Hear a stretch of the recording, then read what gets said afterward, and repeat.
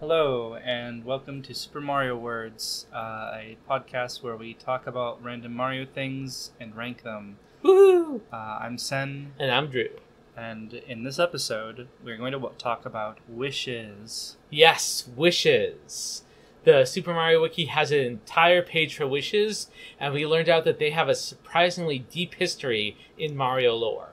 Yeah, now you might start to wonder, how do wishes exist as, a Mario concept? Yes. Is this like that thing where, the Star Wars Wiki has an article on the moon or something? Oh, yeah, on paper or spoons. Spoons? I'm pretty sure the Super Star Wars Wiki has an article on what a spoon is. Okay, I clearly didn't go silly enough. Clearly. Anyway. Definitely has one for paper. But no, there is actual in-universe relevance. Yeah, there is wish canon. Yeah. And it is recurring. Just as an example to get us started, in Super Mario RPG, which is I think kind of the big one that introduces this concept. Absolutely. The Star Road grants wishes, and when the giant evil sword falls from the sky, it destroys the Star Road, and people's wishes not being granted becomes because the bad guy is weak to wishes, so he didn't want people's wishes to be granted. Yeah, Smithy destroys the Star Road so that nobody's wishes can be granted, and he can fill the world with weapons. Yeah. Which I believe last time we speculated was a thing that happened to his own world. Yeah, and as we know, wishes and weapons are like the opposite. They definitely are. And the concept of wishes has come up in multiple, mostly RPGs, often in connection with the Star Road or an equivalent concept. And notably, the Star Road is something that first showed up in Super Mario World, so this is tying back into the core series. Yeah, Star Road is different in almost every game, but it has an established conceptual thing that I think has some interesting metaphysical implications. It really does, and that's what we're going to be exploring. Yes. But let's focus in on wishes and not get distracted. So let's move on to our first discussion question. Us get distracted? Never. Certainly not. Number one, how is it determined what wishes are granted? Yes. Now, honestly, it's in different games, this has different methods. Like, each one of them seems to have some kind of MacGuffin, mechanism, spirit, something that does the wish granting. Right. Notably, in the original Paper Mario, Bowser's wishes never get granted because they're always selfish. Right. And in the later RPGs, we start to see living stars as more of a concept. Yeah. But here it's a little bit more abstracted. I think that the only star entity we see is Geno. Yeah, in the original Super Mario RPG. Whose real name he's a star being that possesses Geno doll. Yeah. As far as we know, Geno is an in-universe fictional character, which is just fascinating. Yeah. And explains why we haven't seen that again. Although we should see Geno. Geno should be in Smash. Actually, no, yeah, you're right. What? You're absolutely right. Geno the fiction should be part of the Super Mario whole deal that we see.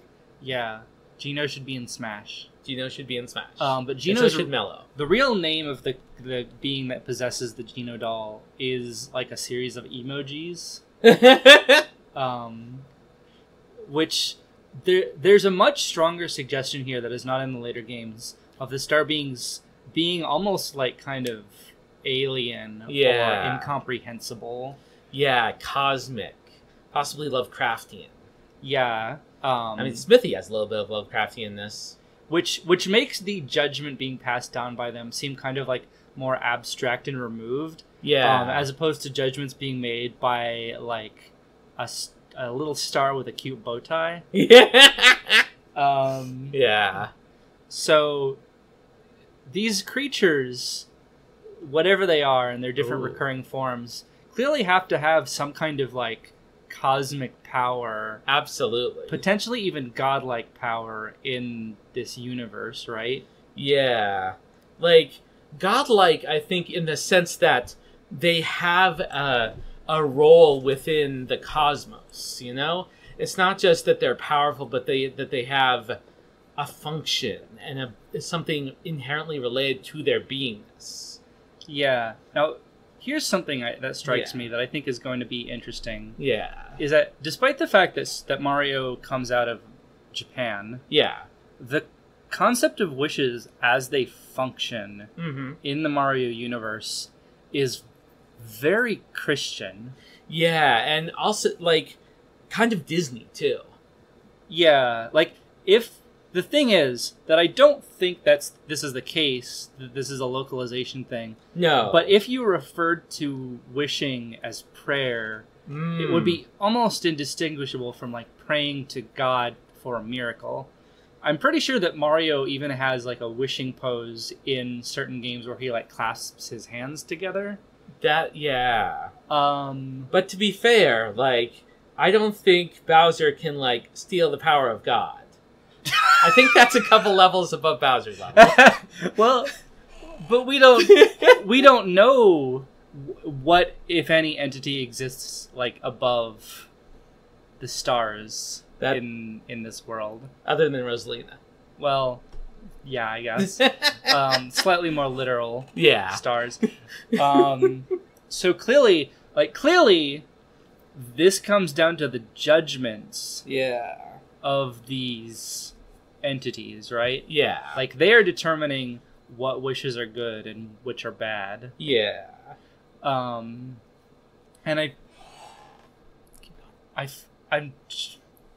I'm always having trouble grappling with this idea because there's a lot of these games, a lot of these fictional universes that have this kind of concept. There's always kind of a whiff of deism involved. Because that the way we see the universe turning in its ordinary day-to-day, these creatures don't typically intervene. Like, they're not proactive. When we talk about wishes being granted, like, they are granted by the actions of mortals, right? Yeah, like, one thing Gino talks about is that there not being wishes might make it so Mario is unable to rescue Princess Toadstool from Bowser. You know, the existence of wishes is somehow, you know, empowering him to take these actions, but he's the one who decides to take these actions. Yeah, which makes one wonder, like, is this a physical, like a literal material impact on the universe, or is it a sort of spiritual belief in wishes? Because here's the thing: the idea that the star road being broken interrupts the ability for wishes to be granted. Contradicts the fact that Gino interferes in the world of mortals in the most direct way possible. While the star road is broken. Well, maybe that's the thing. Like, this star is like, they generally prefer to have some kind of intervening force, you know? Because they are kind of alien and weird and not quite the same as us. But when that is broken, at least one of them, is willing to act as a person to fix it. Right. But you get what I'm getting at, right? No, yeah, definitely. That there's almost an inherent ambiguity absolutely. in this. Absolutely. And, like, almost all of these games involve the power of wishes, the power of these beings intervening in the universe in some way, but with the implication that this is exceptional. Like Paper Mario has, like, the star people, like, literally granting him powers. Like, in Thousand Year Door, during the final battle, the crystal stars fly across the land and began transmitting the wishes and positive energies of the people he met on his journey. You know? Like, this is them intervening, but still in a indirect way where they're carrying the things that the people, you know. Right. So yeah, that this makes it difficult to say like whose wishes are granted. It's almost like the mandate of heaven in a way, right? Kind of, yeah. Where it's like the guy in charge is in charge because he should be in charge, and when he's not in charge anymore, it's because we figured out that he shouldn't be in charge, which means he shouldn't be in charge. Yeah, it's kind of circular in that way. It's self-fulfilling, yeah. And that makes it difficult to say like how does this function, because so that's one angle on it. The kind of like adult way of thinking about it is like, is this kind of like deism? Is it ambiguous? Yeah. The other way of thinking about it is that it's kind of like a fairy tale thing, definitely, which I think is like very much more I would say more the kind of, that's more in the text. Yeah, that's the intended reading. Is the idea that the wishes are granted to the good guys. Yeah. And that there's a very simple like good and bad morality. Yeah, and the good guys, are able to do this because they are good. Yeah. And sort of right makes might situation. It's actually interesting, right? Mm-hmm. Because I'm just coming off of a huge Harry Potter reread. Oh, yeah. Where the question of moral rightness is a big thing that is handled in a very muddy way. Yeah. And I think that like the thing about that is that Harry Potter starts out as a fairy tale and starts to become more serious, and the kind of fairy tale elements that are introduced kind of don't stand up to the scrutiny that the books eventually put them through. Yeah, like the later books have this kind of social realism viewpoint that clashes. Yeah.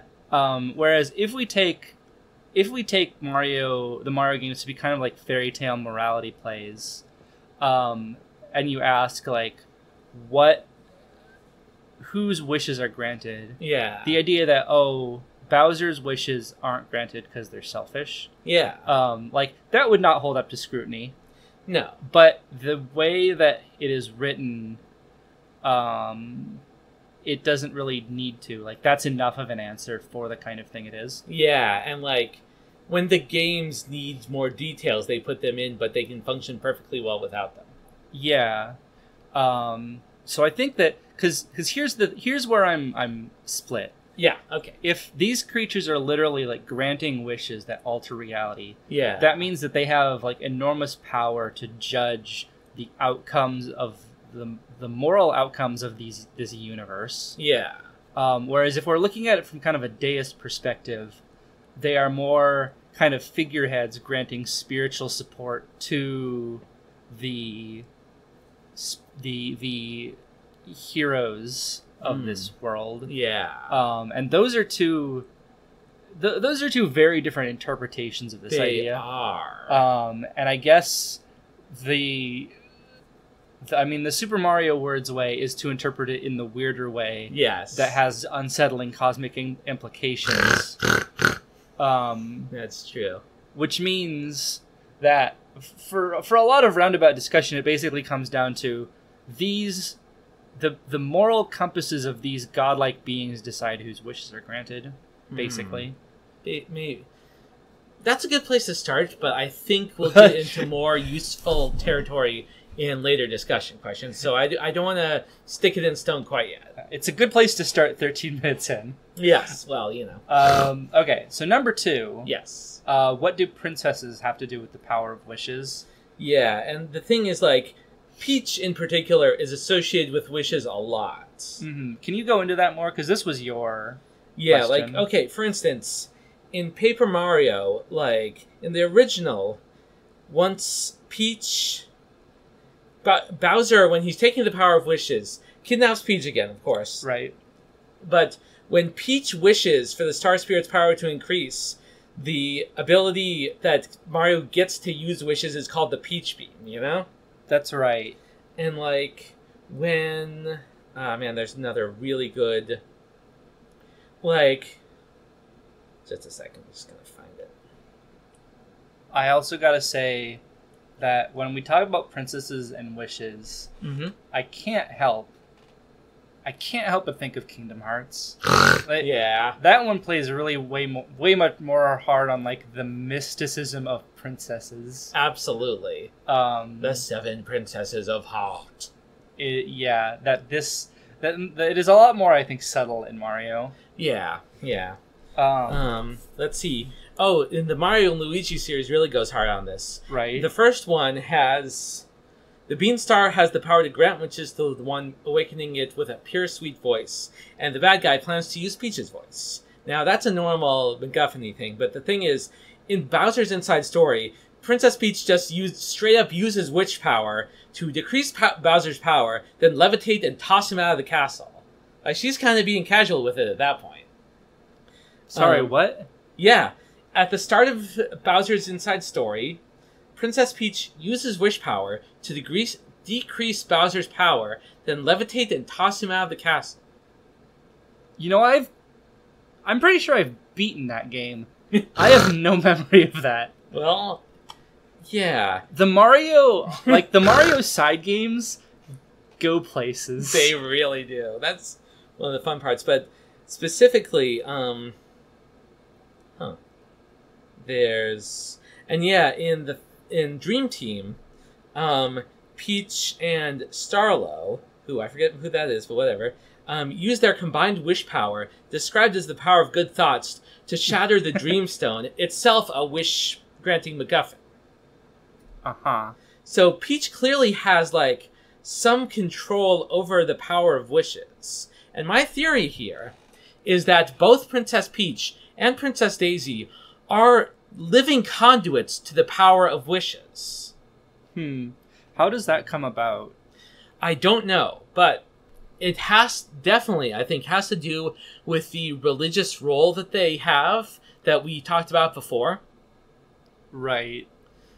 Refresh my memory, where did we go with that? Like, the idea was that Princess Peach is not really a political figure so much as kind of this being, being who plays a certain role in the, religious, spiritual culture of the Mushroom Kingdom. And we theorize that Princess Daisy is in a similar role for Sarasaland, thus why the Mushroom Kingdom can kidnap her, and there aren't any big political repercussions, but still an effective, So does this have a material effect on the world? Like, does it do anything that the Mushroom Kingdom has a princess who does this?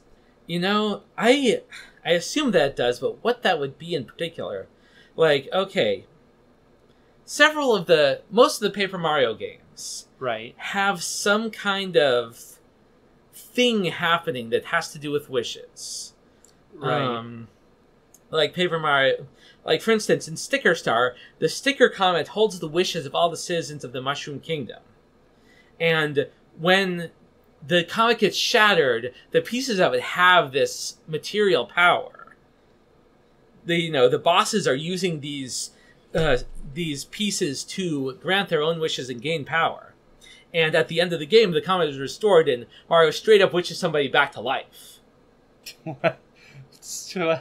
Hold on, what? Yeah, in Sticker Star, like, his main companion dies towards the end, and Mario wishes her back to life. Right, then we use the 7 Chaos Emeralds. Yes! And then the princess kisses Sonic, and he comes back to life, and... Hold on. And he turns into Super Mario... Wait, no. I went into, like, a trance for a second there. Was I talking about Sonic 06 again? Well, Anyway. Yeah. So, okay. So, clearly, there's a power of wishes to do direct physical things, but at the same time, like, to do those things, you need some kind of, like, MacGuffin. To channel it that directly. So by herself, you don't think she does anything? Like, I think she probably... I don't know, maybe... I feel like it's probably something along the lines of, like, they plan out something for Princess Peach to do using wishes, like, this year. Uh-huh. Like, she wishes for the crops to be better or something. Or, like, to, I don't know, take care of a plague, And she does it. and it works, But there's only so much, it's a like that kind of weird and indirect thing that we were talking about, but it seems to work. See, I was going to say that if we actually started to go there, that like a princess, I was literally almost thinking about like a princess wishing for good crops. That starts to bring some troubling implications into the idea of the Koopa Kingdom not having a princess. Yeah. Like, if this is a thing that allows one kingdom to prosper, then there's suddenly kind of a weird moral ambiguity to withholding that from a different kingdom. That's true. Is this why Bowser becomes Bowsette? Wait, what? To use wish power to bring good fortune to her kingdom. Oh! Yeah. We are bringing I forgot about Bowsette into the lore. We are. No one can stop me. You finally got mad with power. I have gone mad with power. It's glorious. Bowsette does probably not have an article, but No. I can still bring her into the discussion. Anyway. Yes. See, oh man, I had a thought about that, but that sends it in completely a different direction. Man. But I don't know, because I feel like the whole thing of like wishing for good crops, like that does, that puts it in a weird place. That's true. That may not be a place we want to go. Yeah. I don't know. Maybe it loses some of the fairy tale vibe. Yeah, good point. When I don't know. It's like that. Yeah. I mean, I don't know. I think that we can't really solidly say what exactly she does with, like, her presence and her, like, relationship with wishes, but she clearly has such a relationship, and it's pretty clear that she is doing something with it. Right. Like, again, at one point she tosses Mario around with this. Not Mario, Bowser. Yeah. That one makes her sound like she's like a telekinetic. Yeah, it sounds exactly like that. She's gonna like have like the Phoenix Force or whatever. Oh god, if the power of wishes becomes too powerful. Yeah. I will say one thing that's unique about this, which I never really thought about before, is that this is like something that is unique among like fictional universes, unless they specifically delve to go into this, which is that we have like concrete, solid evidence of what the spirituality of this universe is. That is true. Which makes me wonder if the wish thing is like something that is common to all of the cultures of this world or not. Yeah, and I think that's a great segue into our third discussion question. It is, yeah. Number 3, so does the power of wishes work differently in the Koopa Kingdom or in other places in the world? Because you were interested in how Bowser's wishes aren't granted. Yeah, and I feel like they have to be. Like, I kind of feel like clearly Bowser has the opportunity for his wishes to be granted, So it's not like the power of wishes is fully denied to the Koopa Kingdom. See, I have 2 takes on this. Okay. One is the obvious take. Yeah. Which is that anyone can make wishes. Yeah. And that if Koopas make wishes, they're just as likely to be granted. But we don't hear about that as often because the relevant wishes would be concerning military conquest, which would never be granted. Exactly. Whereas the regular citizens who just make wishes, like, I don't know, I want to do good at the football game. Yeah. Are just as likely as anyone else's to be granted. Exactly. Which makes me wonder if, like God, the stars show sports favoritism. And I think we're going to have to leave the jury just kind of out on that one because we don't really have a lot of evidence. except for the one time where Super Mario World was a football game. That is true. Oh man, do you think the wishes have something to do with the stars that you get in Mario Party? There's a lot of different kinds of stars. There are Mario lots universes. Yeah, I mean, Starman, the invincibility star, is probably not wish related. I wouldn't rule it out. It's possible. Because the thing is, Might be concentrated wish power. if we want to look at like what power to grant wishes do the star beings physically grant in the universes, this like burst of invincibility seems like a pretty clear manifestation of that kind of thing. That's an excellent point. So I think that we should consider that there is a connection between starmen. Starmen could be like the lowest level of star being, kind of like the guardian angel. I like that. Oh man, where they're sent down to, I guess, appear to Mario, but only from when he finds them in boxes. Yeah. Well, it's Starman helps those who help themselves. Right. Yeah. So. Yeah. So that's my obvious thing, that the wish, that it's just that the content of the wishes matter, not who is making them or where. Yeah. Now here is a second interpretation. Okay. That I think is a little less obvious but worthy of consideration. All right. Because when we think of spirituality in the modern world, we think of something that exists in a universal sense. Like God is the God of everyone. Yeah. In theory. Yeah. Anywhere.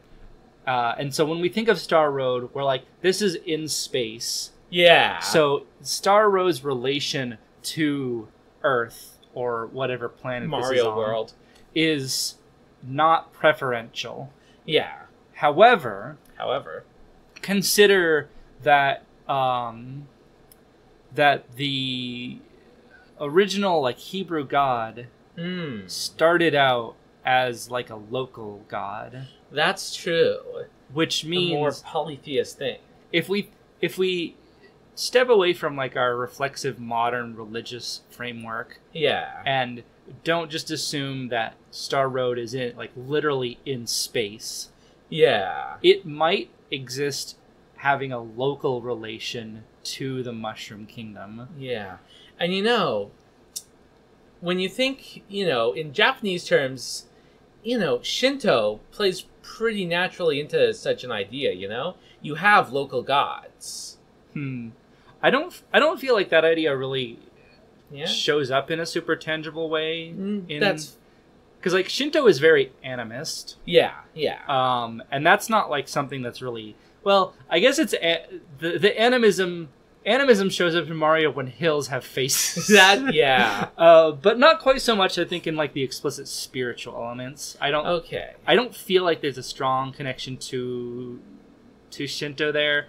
I mean, it probably informs it to some degree, just because it's kind of like cultural background, but not to a degree that I can like, as an outside observer, easily pick up on.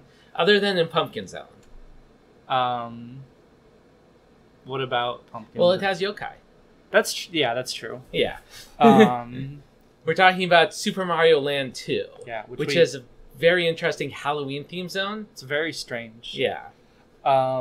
So what do you think is more likely? Do you think that Star Road is universal or is it local? Okay. So the thing about Star Road is that when we first see it, it's not in the Mushroom Kingdom. It's in Dinosaur Land, which is, I believe we checked and confirmed, is canonically a different place. Is it? I guess. Man, I don't know. But the bigger point there is that you can just kind of warp there. Yeah. It doesn't necessarily seem to have like a fixed physical location. Right. Well, because that's the thing that I'm trying to say isn't necessarily that it has a literal, it is literally in a local physical place. Okay. but that it metaphysically exists locally in relation to it. For example, like, as far as we can tell, that Star Road is accessed in Super Mario World through, like, effigies found in Yoshi, in Dinosaur Land. That is true. And, like, again, like, if we think of it like they're, like, Star Trek teleporters, then yeah, it would just be like you're teleporting to a different place. Whereas if we think of them as religious objects that take you to a metaphysical space that is connected to the land where those objects are found, then it strengthens the locality of it. But it does relate it, you're right, to Dinosaur Land and not Mushroom Kingdom. How do you explain Special World within that context? Special World doesn't exist. It's not canonical. Someday. I would have to really, like, grind my gears hard to come up with an in-canon explanation for Special World, which is just 8 levels floating in nowhere. So I'm looking now if hold on, Mushroom Kingdom.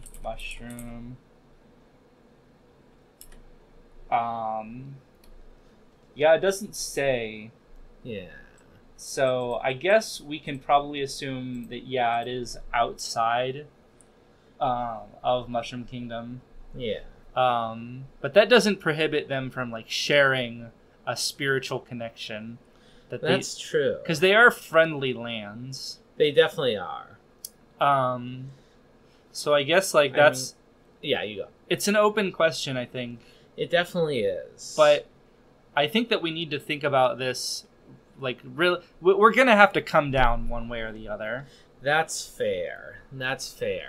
Man. And here's my thought. Is that if we look at the spiritual makeup of the world in the Mario series, that we really have to look at the fact that I think that really comparing what we have gleaned from the cultures of the Koopa Kingdom and the Mushroom Kingdom, that they are overwhelmingly likely to be spiritually different. That is true.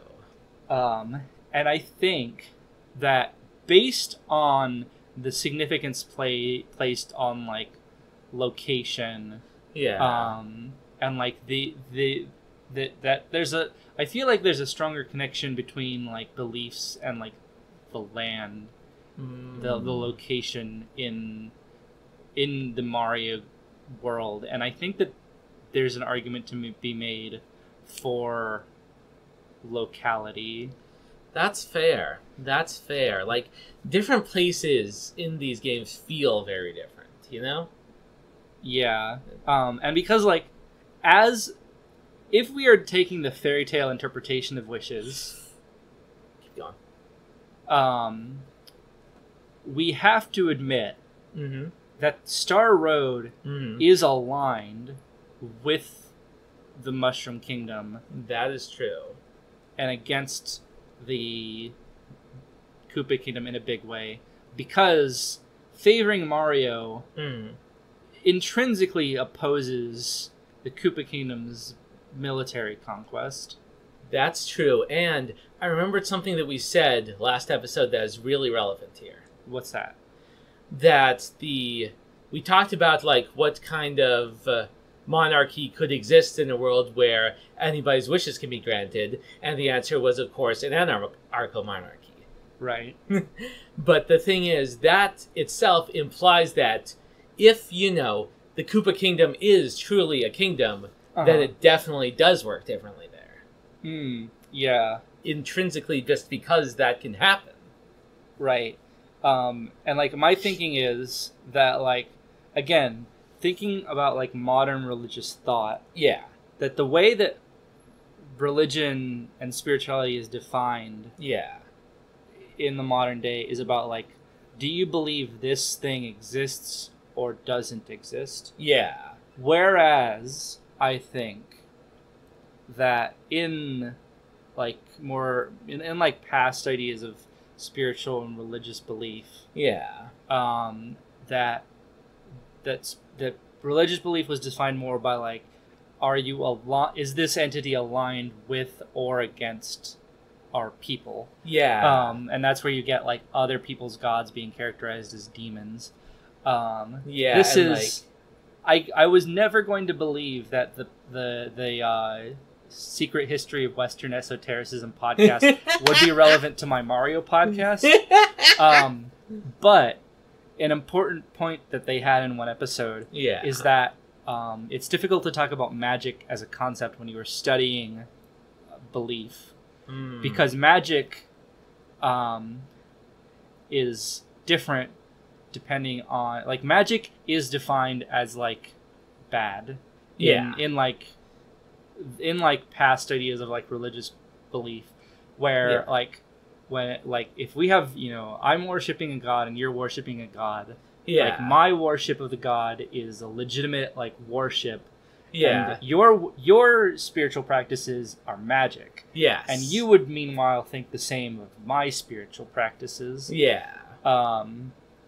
and so when we look at it that way, we can see that like that wishes as a concept being very aligned with the Mushroom Kingdom and with its more peaceful and more peaceful beliefs and and culture, that whatever, like, that we would probably see that split where the Koopa Kingdom would see these wishes as some kind of evil magic opposing them. Yeah, but would see creating bone columns as Okikosha. Yeah, exactly. Man, thinking about like the relation to the dead could definitely give us a key into the key. I think that we need to make that our mission. Is to figure out what is the spiritual beliefs of the Koopa Kingdom. Yeah, because that seems... Ah, man. So, because like in this model of religious belief, the fact that the Star Road and stars and wishes literally exist isn't really a problem. It doesn't matter because it's not believing whether or not they exist, it's believing about what they are and whether they're bad or good and what role they have. Yeah, because like back in the day, it wasn't necessarily that I believed your god didn't exist. I just thought your god sucked. Like when you look at, the interactions between Greece and Rome and Egypt back in the day, and like, okay, these gods are all actually the same god, but maybe they aren't, and like, this god is doing shitty stuff, but this god is cool. Yeah, exactly. I think. Man, I could have put that more sensitively, but we've been going for a while. I guess we really did dig deep into the metaphysics of this universe. Yeah. So let's move on to our next discussion question. So I think have we settled that we are settled on like a local idea of wishes as a spiritual concept? Definitely. Which means that Koopa Kingdom would definitely interact with wishes in a different way. Yes. Okay. Because of their beliefs and practices. Yeah. So that's we're gonna want to put a pin in that. Definitely. And come back to that later. Yeah. This is gonna come back around to just doing more ghost stuff, isn't it? Probably. Anyway, so number 4, how do wishes impact free will? And that is a interesting question. Like the whole concept that, if wishes didn't exist, Mario might be unable to rescue Peach from Bowser. That's a way more free will, affecting thing than the idea that wishes come down as physical things and give you superpowers, Right. I do think, like, if we think of the Star Road as, like, granting literal power... then, with, like, Starmen or, like, this, like, Mario wishing for the stars and they give him a special attack in Yeah. Paper Mario.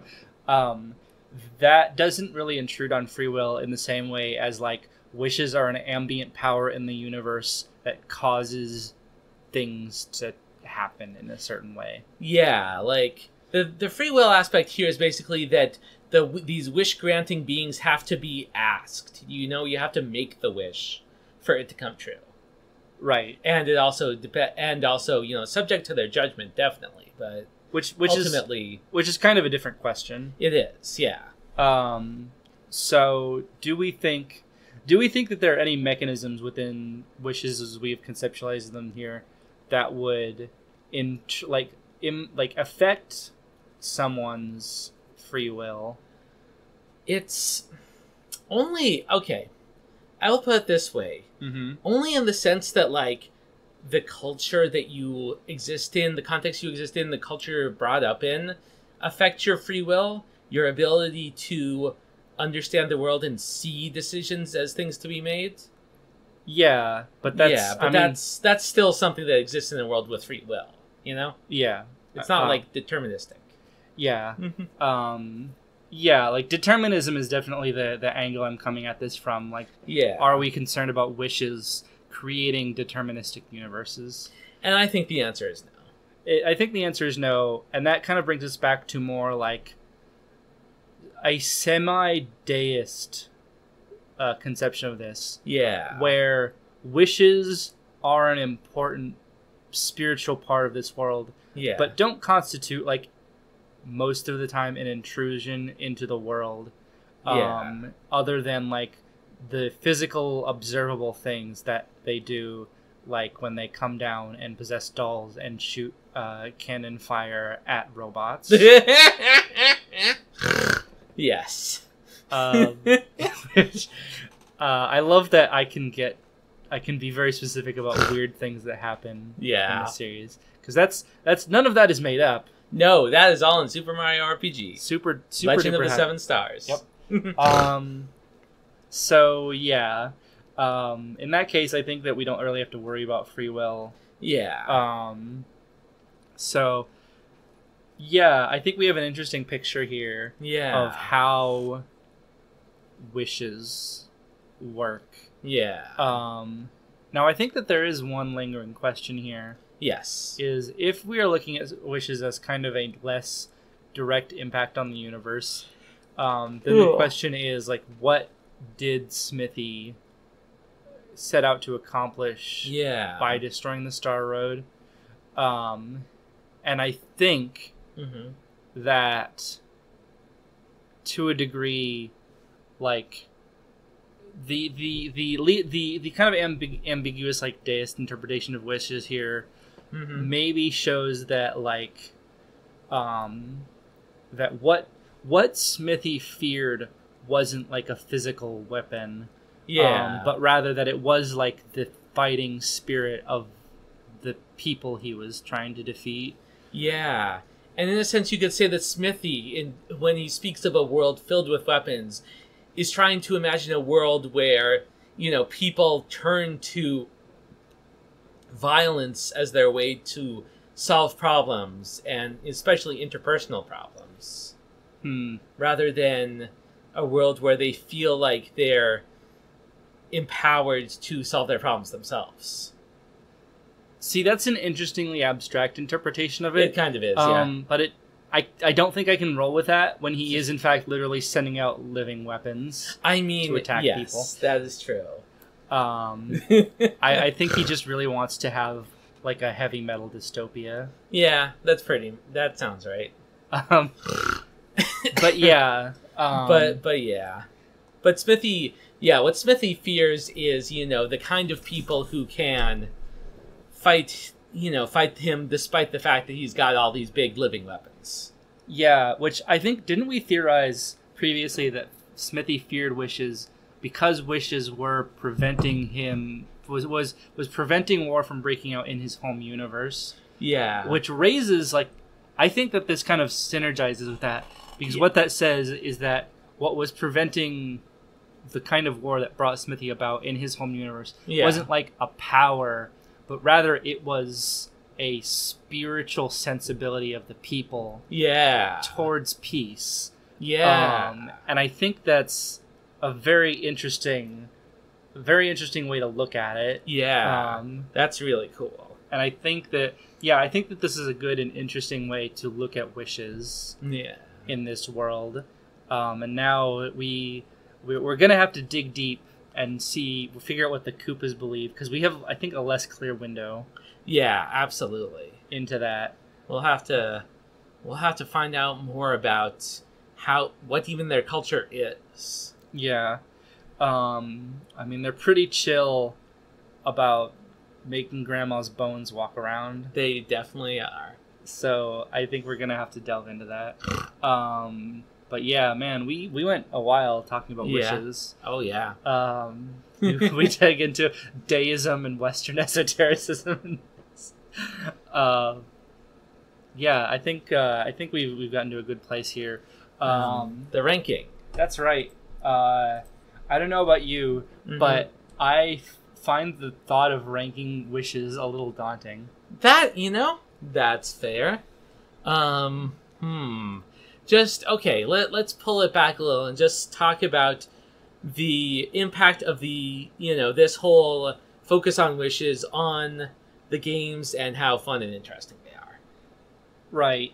And I think that, like, ranking these, we really have to look at this as, like, this is kind of something that has to be seen as, like, an expansion on the lore of the world that is found mainly in the side games. Yeah, in the RPGs.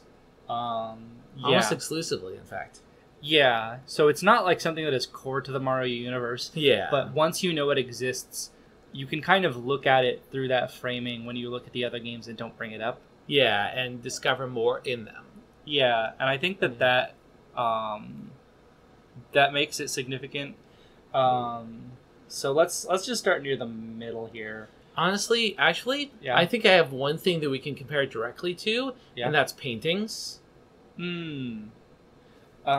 Yeah. I think that comparing them as, like, concepts... Yeah. I think we could place wishes above paintings. I would place wishes above paintings, I think.